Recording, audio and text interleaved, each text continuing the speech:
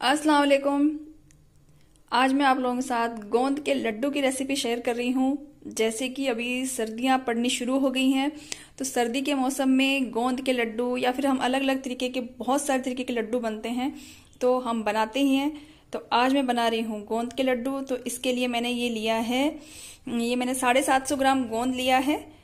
और जैसे 750 ग्राम गोंद लिया है, तो आप चाहें तो 2 किलो भी आटा ले सकते हैं, पर मैंने इसके लिए 1.5 किलो आटा लिया है।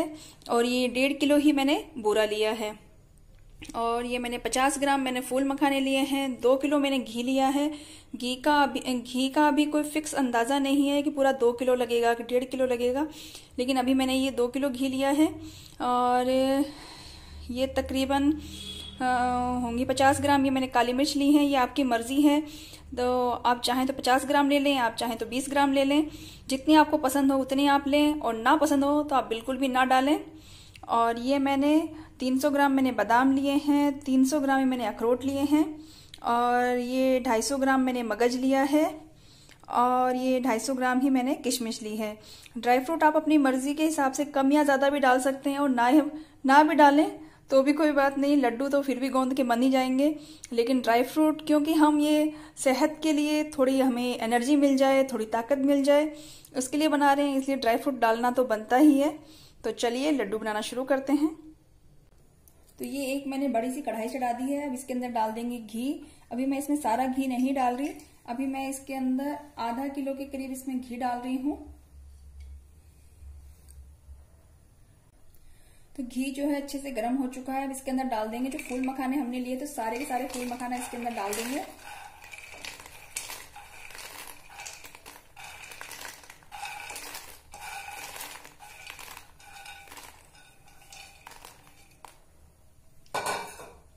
और इनको अच्छे से रोस्ट कर लेते हैं। 3 से 4 मिनट तक इसी तरीके से घी में चलाते जाएंगे, और इनको अच्छा सा क्रंच होने तक इसको इसके अंदर घी के अंदर फ्राई कर लेंगे। तो 3 से 4 मिनट हो गई है। फूल मखाने जो है अच्छे से घी के अंदर फ्राई हो गए हैं। अब इनको निकाल लेते हैं, और सारे के सारे फूल मखानों को अच्छे से इसमें से निकाल लेते हैं। अब इसके अंदर किशमिश फ्राई कर लेंगे। सारी की सारी किशमिश मैंने इसमें डाल दी है। अब इनको अच्छे से इसके अंदर फ्राई कर लेते हैं, किशमिश के फूलने तक ही।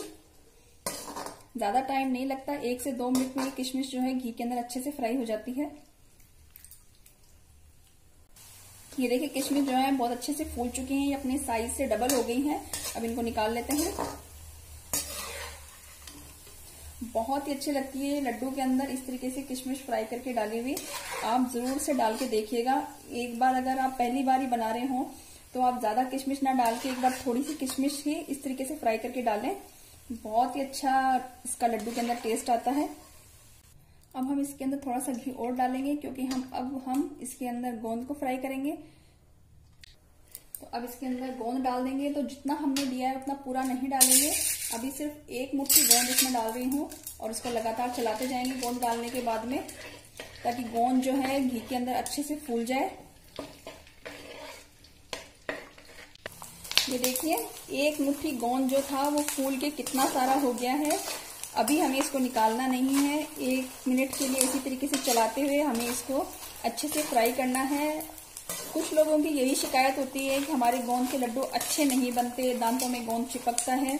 तो वो यही इसी स्टेज पे गलती करते हैं कि उनको लगता है कि गोंद फूलते ही जो गोंद जो है वो अच्छे से पक गया है, पर ये गलतफहमी है। गोंद तो गर्म घी में हम डालेंगे तो वो फूलेगा ही, लेकिन उसको 1 से 2 मिनट तक इसी तरीके से चलाते हुए हमें अच्छे से उसको फ्राई करना होता है, ताकि गोंद जो है वो बिल्कुल भी कच्चा नहीं रहे। तो इस तरीके से आप इसको 1 मिनट तक इसी तरीके से चला लेंगे तो गोंद बिल्कुल भी कच्चा नहीं रहता, और जब हम इसके लड्डू खाते हैं तो वो दांतों में कहीं पे भी नहीं चिपकता। बहुत ही टेस्टी और बहुत ही मज़ेदार ये लड्डू जो हैं बनकर तैयार होते हैं। तो अब हम ये गोंद जो है इसको बाहर निकाल लेते हैं। तो इसी तरीके से थोड़ा थोड़ा गोंद डाल के मैं सारे गोंद को इसके अंदर फ्राई कर लूंगी। तो गोंद सारे को हमने फ्राई कर लिया है अच्छे से। अब इसके अंदर बहुत ही थोड़ा सा घी बचा है, 1 से 2 चम्मच के जितना ही। अब उसके अंदर ये बादाम डाल देंगे, क्योंकि बादाम को भी हल्का सा रोस्ट कर लेते हैं। इसके साथ ही मैं इसमें अखरोट डाल देती हूँ। दोनों चीजों को अच्छे से रोस्ट कर लेंगे 1 से 2 मिनट तक। इससे क्या होगा कि जो ड्राई फ्रूट का जो कच्चापन है वो खत्म हो जाएगा, और जब हम इसको स्टोर करके रखेंगे तो इसके अंदर से बिल्कुल भी स्मेल नहीं आएगी किसी तरीके की भी। तो 2 से 3 मिनट तक स्लो टू मीडियम फ्लेम पे इसको अच्छे से हम जो है भून लेंगे। ज़्यादा घी नहीं है, बहुत थोड़ा सा ही घी था, 2 से 3 चम्मच के जितना ही। उसके अंदर हम इसको इस तरीके से रोस्ट कर लेंगे। मैं इसके अंदर खोपरा या नारियल का बुरादा ये नहीं डाल रही, क्योंकि मेरे हस्बैंड को पसंद नहीं है वो, और आपको अगर पसंद हो तो आप ज़रूर डालें, वो भी बहुत अच्छा रहता है, और लड्डू के अंदर उसका एक बहुत ही अच्छा स्वाद भी आता है। तो आप डालना चाहें तो इसके अंदर एक गोला जिसको बोलते हैं वो आप इसके अंदर डाल सकते हैं। बारीक बारीक उसको पीस लें, मिक्सी में डाल के उसका एक पाउडर बना लें, और वो भी आप इसके अंदर डाल सकते हैं।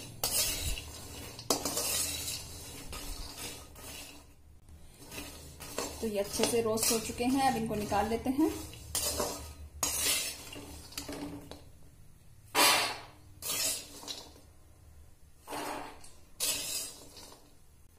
अब इसके अंदर डाल देंगे जो मगज हमने लिया है वो, और इसको भी 1 से 2 मिनट तक इसी तरीके से चला लेंगे। बिल्कुल भी घी नहीं है अब तो कढ़ाई के अंदर, बस ऐसा ही हम इसको खाली ही इसको इसी तरीके से रोस्ट कर लेंगे 1 से 2 मिनट तक।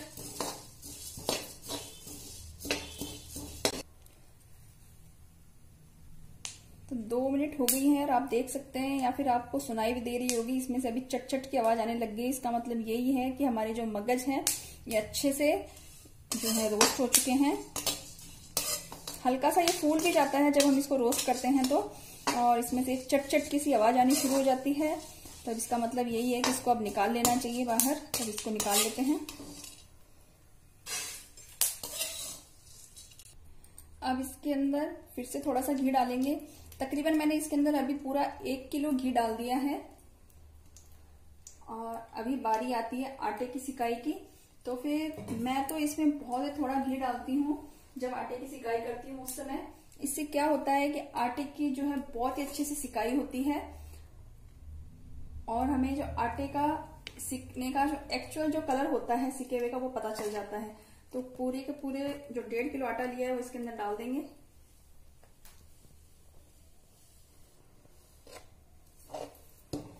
और स्लो टू मीडियम फ्लेम पे ही लगातार चलाते हुए हमें इसकी आटे की अच्छी से सिकाई करनी है।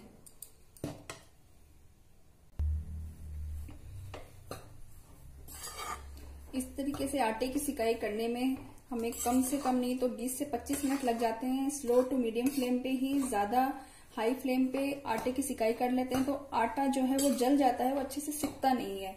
तो आप जब भी किसी भी चीज के लड्डू बनाएं तो खास तौर पे इसी बात का ध्यान रखें कि जब भी सिकाई करें, चाहे दाल के लड्डू बनाते हो, चाहे गोंद के लड्डू बनाएं, चाहे मेथी के लड्डू बनाएं, किसी भी चीज के आप लड्डू बनाएं, तो जब भी आटे की सिकाई करें तो आंच जो है स्लो टू मीडियम ही रखें।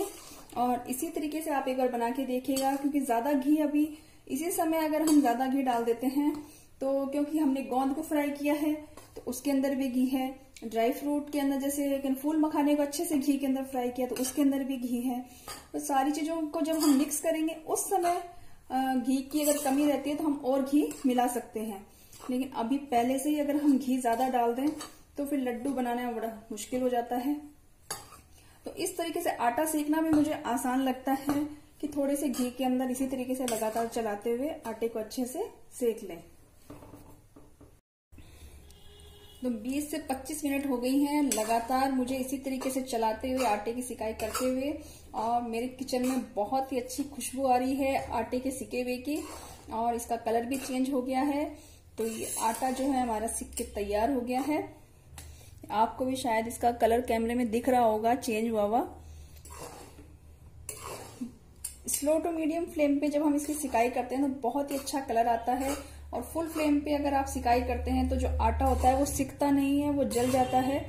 तो इसीलिए टाइम जरूर लगता है, पर अपनों के लिए थोड़ी मेहनत कर लें तो कोई उसमें हर्ज वाली बात नहीं है, अपनों की खुशी में ही सब कुछ है।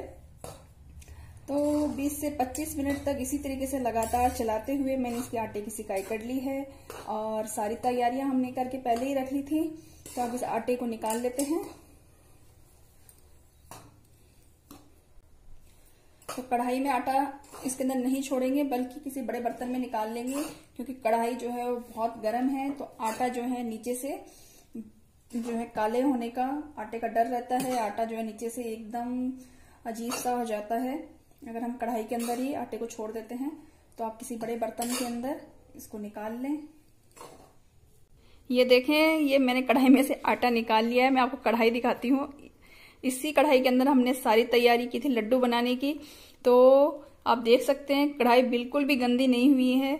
अगर आपकी धोने की इच्छा नहीं हो तो आप इसको इसी तरीके से कपड़े से पोंछ के भी रख सकते हैं। बिल्कुल साफ सुथरी हमारी ये कढ़ाई पड़ी है। तो देखा आपने, ये बहुत ही कम घी के अंदर आटे की सिकाई करने से और स्टेप बाय स्टेप सारी चीजों को तलने से ये फायदा होता है कि कढ़ाई हमारी बिल्कुल भी गंदी नहीं होती है। तो अब बारी आती है इन सब चीजों को पीसने की। तो सबसे पहले तो मैं ये मगज जो हमने रोस्ट करके रखे थे, इनको मिक्सी के जार में डाल के इसको पीस के इसका एक पाउडर बना लेते हैं। तो जो मगज हमने पीस के रखे हैं वो इसको आटे के अंदर मिला देते हैं। जो आटा हमने सेक के रखा था उसके अंदर डाल देंगे इसको। और अब हम बादाम और अखरोट को पीस लेंगे। तो ये बादाम अखरोट को पीस लिया है, क्योंकि बादाम अखरोट ज्यादा हैं तो एक बार में तो ये पीसा नहीं जाएगा। तो आप इसको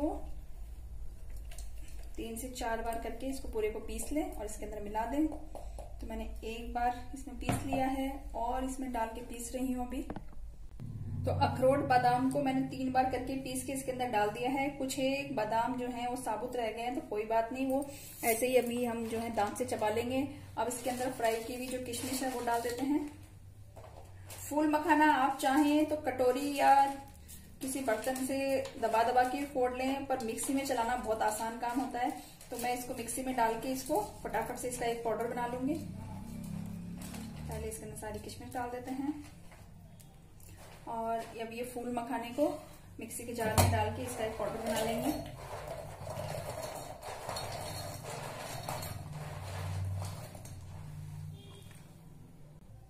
तो ये देखिए, मिक्सी का जार भर के जो फूल मखाने थे वो पीसने के बाद कितने से हो गए हैं। इसके अंदर डाल देते हैं। तो बाकी के बचे हुए फूल मखाना भी इसी तरीके से पीस लेंगे। और फूल मखाने के साथ ही हम इसके अंदर ये जो काली मिर्च है वो डाल के वो भी साथ ही पीस लेंगे।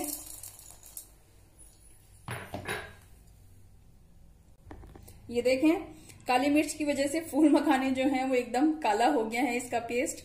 तो इसको भी इसके अंदर डाल देते हैं अब, क्योंकि फूल मखाने हमने घी के अंदर फ्राई किए थे तो घी हो गया है पूरी मिक्सी के अंदर। ये जल्दी करने के चक्कर में मिक्सी में पीस लिया। अगर आप चाहें तो इसको कटोरी से भी फोड़ सकते हैं फूल मखाने को। सारी चीजें हमने पीस के इसके अंदर डाल दी हैं। अब बारी आती है गोंद की। तो गोंद को कैसे फोड़ना है। तो गोंद को फोड़ने के लिए क्या करेंगे, इस तरीके से कोई कटोरी लेंगे और इसको इस पे दबाते जाएंगे। और ये जो गोंद है बहुत ही अच्छे से हमने इसको सेका है, बहुत अच्छे से फुला हुआ है। तो बहुत ही आसान तरीके से इसका जो है पाउडर बन जाएगा। इस तरीके से बिल्कुल भी मेहनत नहीं लगती, 1 से 2 मिनट में ही ये सारा गोंद जो है इसका पाउडर बन जाएगा। तो इस तरीके से सारे गोंद को जो हमने फोड़ लिया है, अब इसको भी इसके अंदर मिक्स कर देते हैं। सबसे पहले इस तरीके से जो कटोरी है इसको नीचे से साफ कर लें। फिर इसको इसके अंदर मिक्स कर दें।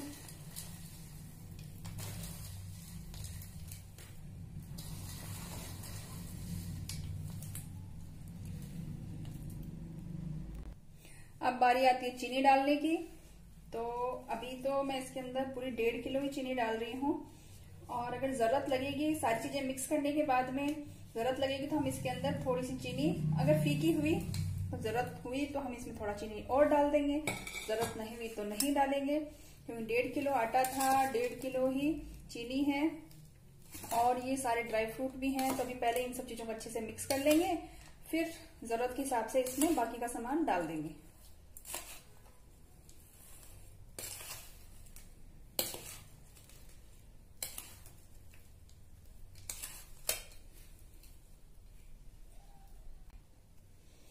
तो इसको मैंने एक बड़े बर्तन में ट्रांसफर कर लिया है। उसके अंदर मिक्स करना बहुत मुश्किल हो रहा था। और अब इसके अंदर घी डालेंगे।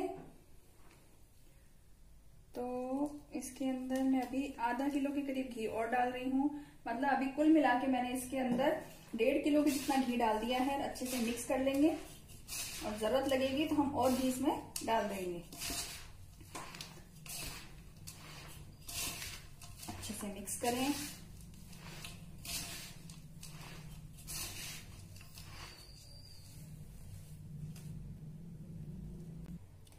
अभी इसके अंदर और घी डलेगा, तो मैं इसके अंदर अभी और घी डाल रही हूँ। 200 ग्राम के करीब मैंने घी इसमें से बचा लिया है अभी। और अच्छे से मिक्स करते जाएंगे। जरूरत लगेगी तो दोबारा घी डाल देंगे और जरूरत नहीं लगेगी तो कोई बात नहीं। अच्छे से मिक्स कर लें। इतना घी हमें इसके अंदर मतलब होना चाहिए कि जब सारा मिक्स करने के बाद में जब हम इसके लड्डू बनाएं तो लड्डू जो है बहुत ही अच्छे से बन सके।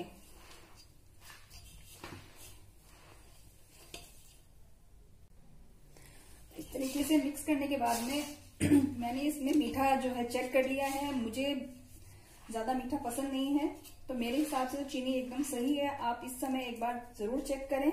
अगर आपको फीका लगता हो तो आप जरूर से चीनी डाल लें। ये देखें, इस तरीके से बड़े छोटे जिस भी साइज के आपको लड्डू बनाने हो उस शेप के आप इसके लड्डू बना लें। ये देखें, बहुत ही आसानी से लड्डू बन जाते हैं। तो मैं इसी तरीके से बाकी के सारे लड्डू जो है बना के तैयार कर लूंगी। तो इस तरीके से हमारे ये गोंद के लड्डू जो हैं बनकर तैयार हो गए हैं। बहुत ही खाने में लाजवाब, मजेदार, बहुत ही टेस्टी ये हमारे गोंद के लड्डू जो हैं बन गए हैं। इनको आप हल्का जब ये ठंडा हो जाए फिर आप किसी भी एयरटाइट कंटेनर के अंदर इसको भर के रख लें और पूरी सर्दी सर्दी खाएं। बहुत ही अच्छे ये लड्डू होते हैं। तो आप एक बार अपने घर में जरूर से ये बना के देखिएगा। आप सबको बहुत पसंद आएंगे। पसंद आए तो मेरे चैनल को लाइक करें, शेयर करें, सब्सक्राइब करें। इंशाल्लाह फिर मिलेंगे एक और नई रेसिपी के साथ। Thanks for watching. Allah Hafiz.